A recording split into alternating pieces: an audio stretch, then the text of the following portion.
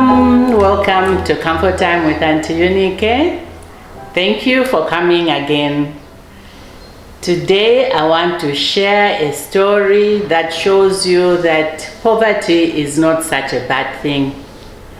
I know you will not agree on the onset, but it's very true.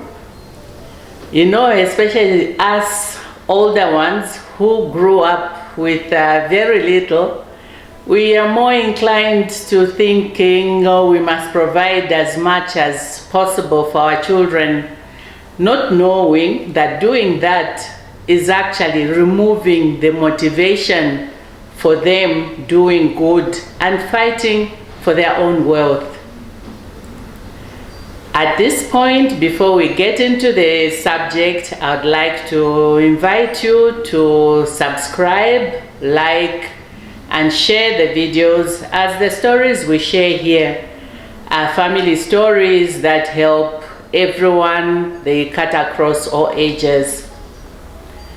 So the story I want to share is of my twin boys being in India and graduating with distinctions, and that bringing the attention to the authorities.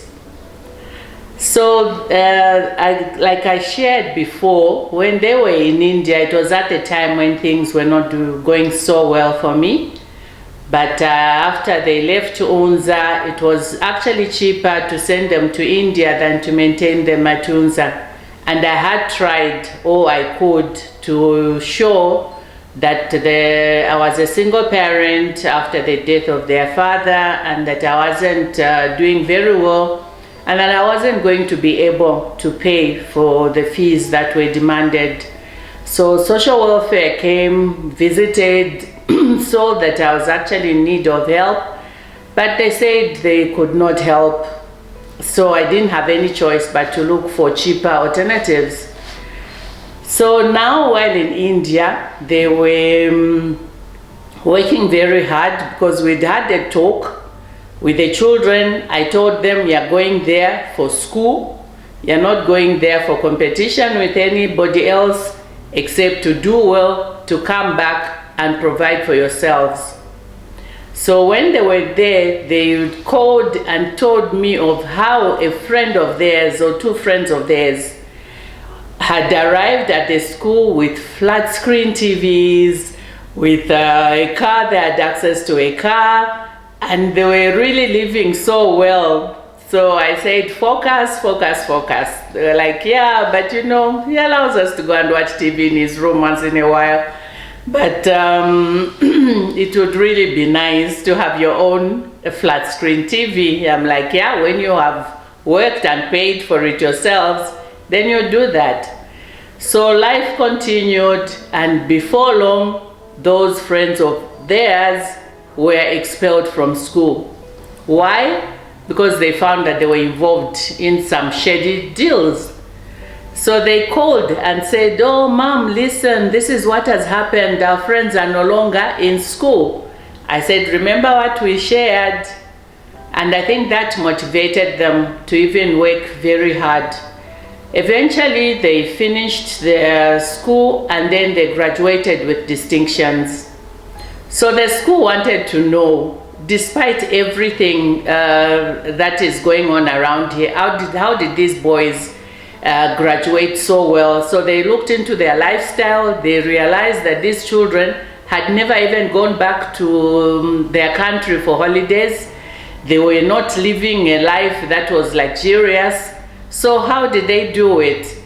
And that convinced them that, you know, for children to do well, sometimes we, the parents, need to help them by making them understand that we don't have to provide for them things that we do not have, or even if we have, we need to give them some motivation. I just finished counseling one of my friend's grandchildren who has totally refused to go to school. And I was talking to them and asking him, why won't you want to go to school? And you know what he told me? He said, Grandma, my parents have everything. They have cars, they have houses, they have everything. So tell me, what is school for? because I know that as soon as they die, all those things are mine. So why am I bothering going to school? I try to explain to him that going to school benefits him in such a way that even if those things were to be given to him, he will be able to manage them properly. I said, if you don't know what's going on, accountants and all people who will be helping you maintain the properties will take them away from you, and you have nothing. Before long, you'll be worse than a person who didn't have anything. I pray that I got through to him, but you know, these are things that we need to encourage our children to know, that what we achieve, the properties, the wealth we gain is ours. They need to have their own, and they need to work hard and be motivated to get their own. Because if us working hard and providing is making them lose motivation and making them feel they can just laze about life and wait for what we sweated for, then really it defeats the whole purpose. So eventually the boys came back, and we needed to go to, we needed the certificates. So we needed them to get their degrees so that they could get jobs. So I got in touch with the school, and the school told me, sorry, we can't post the degrees. They need to travel back and get them. That was quite expensive. You know, sending 2 boys just to go and collect the degrees was just too expensive for me. So I pleaded, and I tried to talk to the church, because the university they were at was a Catholic university, a Jesuit school. So I hope that if I sent some bishops or some priests, they would agree to allow them to collect the degrees, but they still wouldn't let them. So eventually I was forced to send the boys to go to India and collect their degrees. So they went, they got their degrees, and they even managed to register for their masters, so that they could then go back for their masters. So when they came back, they explained what had happened, and that they had been accepted into the school for their master's degree. So now we started looking for money for them to go back.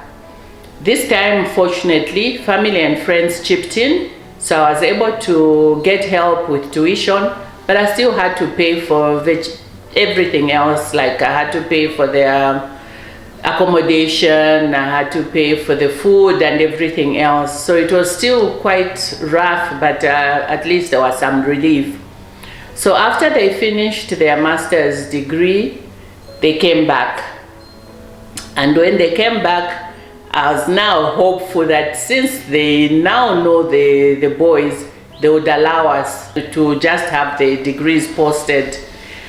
So when we were in touch with them again, they refused. They said, we still don't post the degrees. So now at this point, my children had been away for 5 years. They had been in India for 5 years, and I was pretty much curious to see the place where they had been. So I decided, no, I think this time I will go and get the degrees. So I traveled to India, and I had 2 reasons why actually. Apart from just collecting the degrees, I saw a document that my son, one of my boys, had done. He had done a robot that he called Shelley, and this is something that he did in one of the semesters when they were doing artificial intelligence. And his lecturer, Dr. Wenish, who was a Jesuit priest, was very happy and decided that he would work with him. And now my son decided that he would leave the document, the robot, everything. He would leave them in India, computer science department. So I had hoped that he would bring it here, but he decided that he would leave it in the school. So I wanted to find out more and to see if it was possible for it to come back home, because the boys, as they were growing up, they were always building stuff. When they're not building, they were drawing. There are so many pictures of drawings they did as young boys. And like the same guy who built the robot had done a project, an aquaponics project, which did very well, but there was no funding for him to grow it any further. But they were always building stuff. So I felt that him leaving his robot in India for the school in India to benefit, I felt that maybe it was better off here, but I suppose that's where he got the training from. So now I wanted to get all that information, to know what all that was about. And I sat with the school management and wanted to find out more. It was explained to me and I made peace with it. But then when I came to the program of my taking the degrees for their masters, again they said, we do not do that. And I said, look, I'm their mother. I've come here because I wanted to see the place, and I've really enjoyed myself, and their friends were so good to me. I met one guy in particular, Harry. He said he was from Kerala. I don't know if I'm pronouncing it right, but the Indians will know how to pronounce that. So he took time to spend time with me all the time, and all the other friends of theirs, when they heard that the twins' mother was here, they all took time. They're such lovely souls. I had such fun with them. So now I was telling the management that I wanted to see the place and I wanted to see the sites my children had talked about. But now I also would like to go back with the degrees. So when they refused, I explained how expensive it was, that I'm a single parent and I wouldn't be able to send them yet again just to come and collect the papers. So eventually they said, bring all the documents that shows that you are their mother. So I gave my registration card, I gave my passport, I gave everything, every document that shows that I was Zambian. And then he said, okay, we'll look at the documentation, so come back in the morning and we'll talk. So the next morning I went to see him, and then he says, okay, so I've looked at the documents, I'm happy, I think you could be the mother, but I need to prove that you're Zambian. So I was like, okay, that's going to be interesting. I have said I'm Zambian, so how else are you going to prove? And then he says, can you sing the national anthem for me? I'm like, the national anthem? He was like, yep. I said, okay, I can do that. At that point, I was thanking my school, Ibenga Girls Secondary School, because they used to make us sing the national anthem, the whole of it. And he insisted that I sing the whole of it.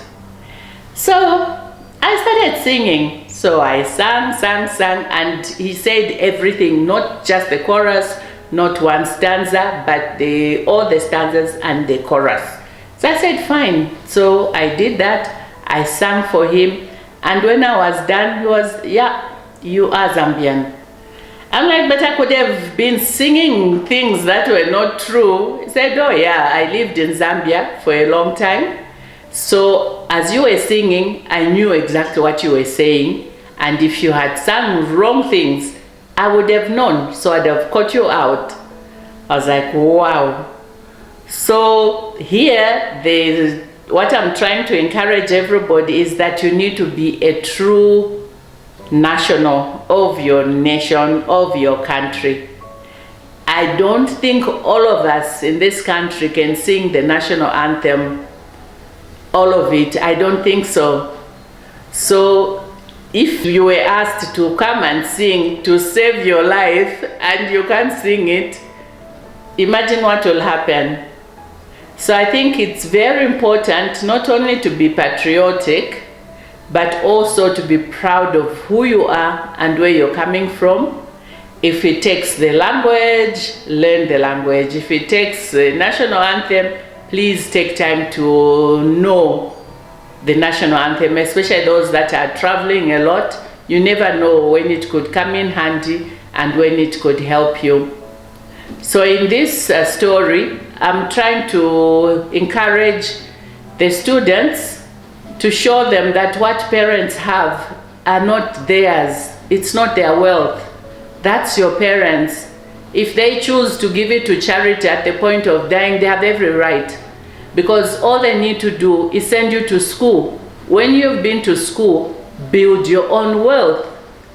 And I'm trying to also encourage parents that you don't have to bend backwards just to provide in excess for your children. Provide what is necessary.